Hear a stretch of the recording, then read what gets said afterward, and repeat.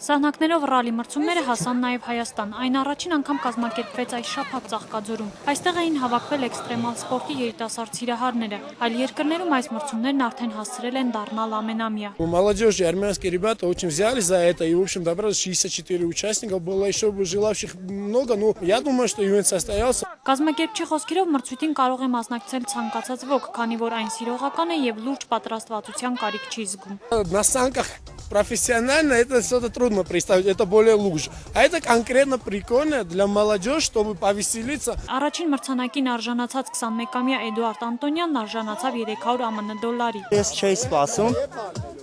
դաժե ծրագիր չեղավ, որ այսօր Ծաղկաձորում ես կլնեմ։ Մրցույթին մասնակցություն ունեցած, սակայն մրցանակ չշահած երիտասարդները նույնպես գոհ էին։ Լրիվ սենց երրում է մեջս, ուզում եմ կրկին փորձեմ, բայց արդեն մրցույթը ավարտվել է, առաջի փուլից էլ պարտվեցի։ Ընդհանուր դրական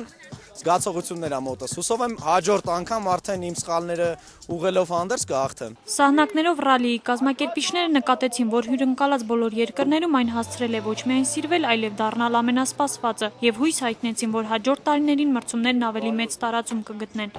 Նելի Լազարյան, Հասմիկ Ֆարոյան, IPF